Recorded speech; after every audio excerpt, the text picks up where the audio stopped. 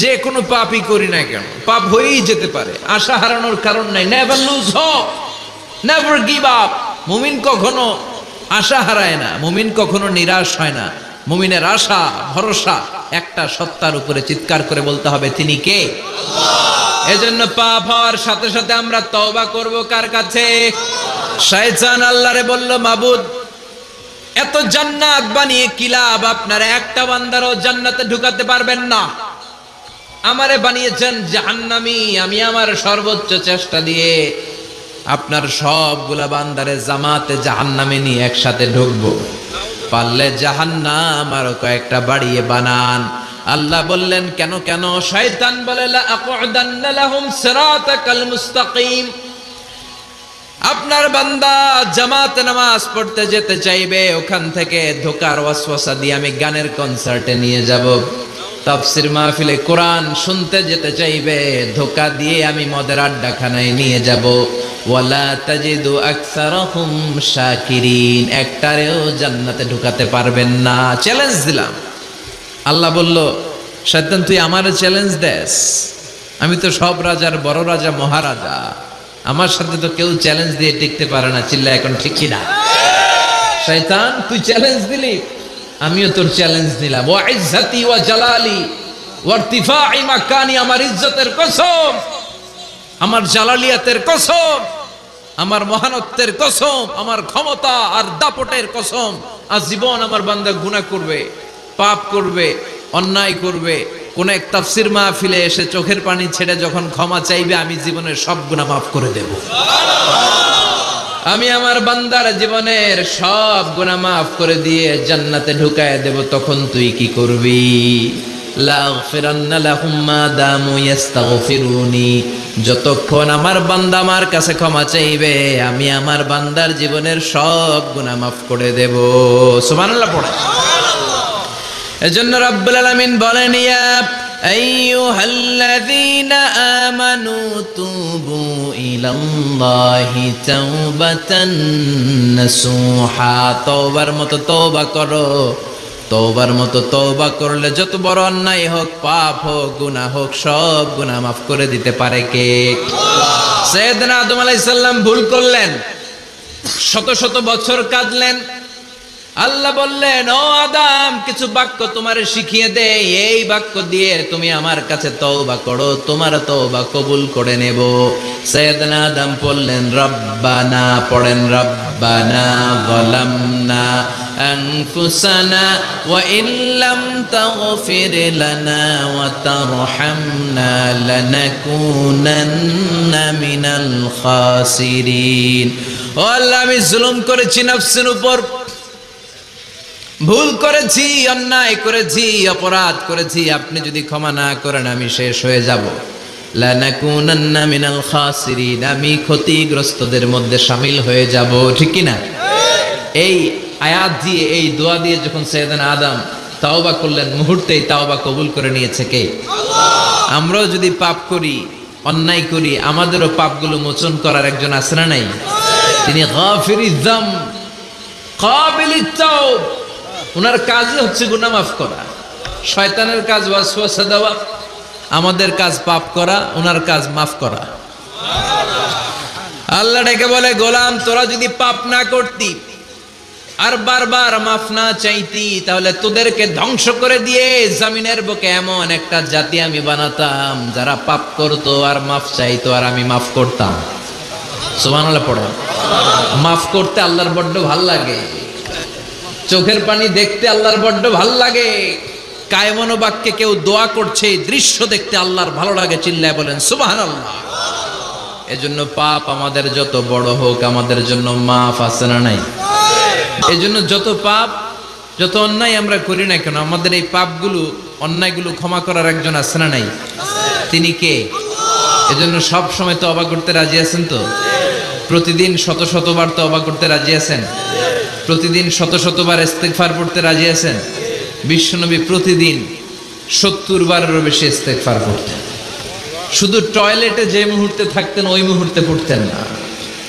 টয়লেটে ঢুকার মুহূর্তে বিশ্বনবী ইস্তেগফার পড়তে পারতেন না, তাই টয়লেট থেকে বেরোয়েই তিনি ইস্তেগফার পড়তেন। তিনি পড়তেন গফরানাক।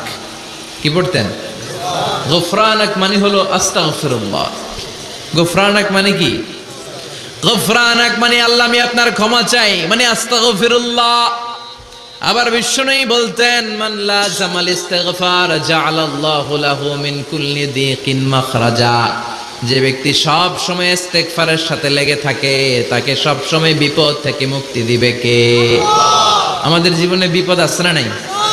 কত ধরনের বিপদ। যে কোনো সময় অসুস্থ হয়ে যেতে পারি, যে কোনো সময় দুর্ঘটনার কবলে পড়তে পারি, যে কোনো সময় গুম হয়ে যেতে পারি। কথা কন, এদেশে গুম টুম নাই মনে হয়, ক্রস ফায়ার নাই।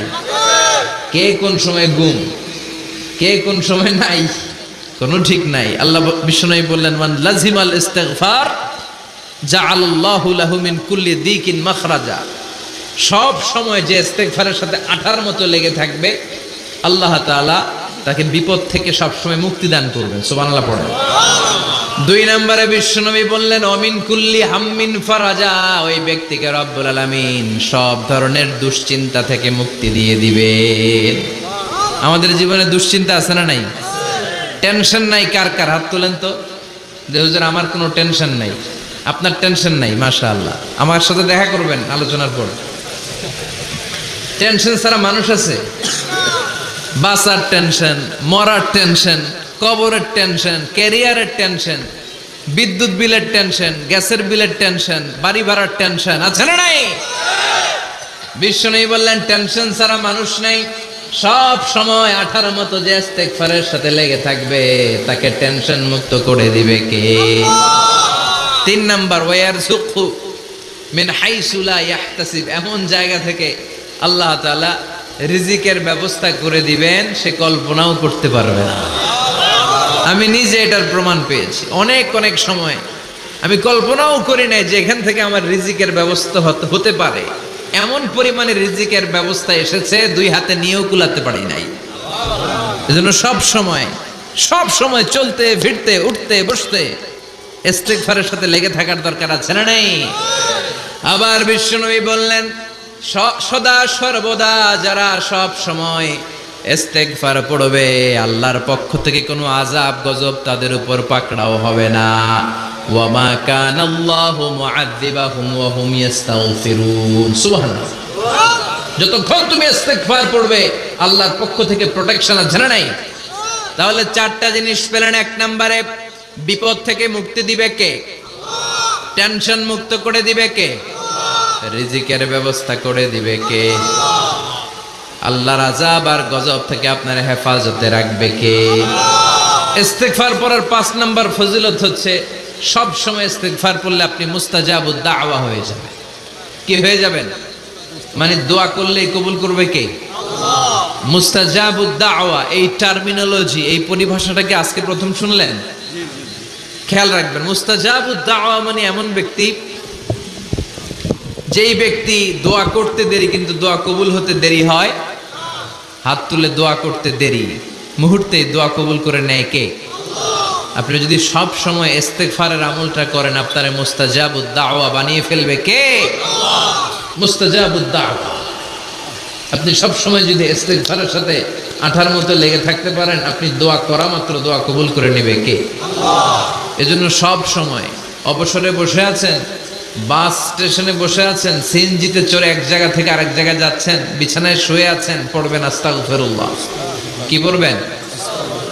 প্রাণ খুলে মন থেকে আওয়াজ করে সবাই পড়েন আস্তাগফিরুল্লাহ। আবারও পড়েন আস্তাগফিরুল্লাহ। চিল্লায় পড়েন আস্তাগফিরুল্লাহ।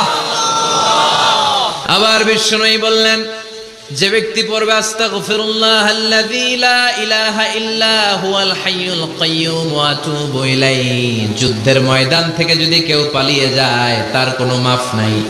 এটা অনেক বড় কবিরা গুনাহ। আত-তাওয়াল্লি মিন ইয়াউমিজ যাহফ, যুদ্ধের ময়দান থেকে পালালে ওর কোনো মাফ নাই।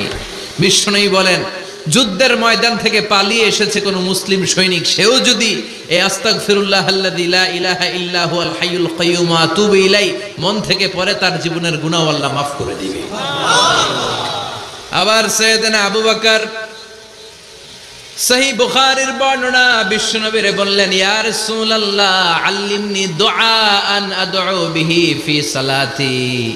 ও ও নবী, আপনি আমারে এমন একটা দোয়া শিক্ষা দেন যেই দোয়াটা আমি নামাজের মধ্যে করব।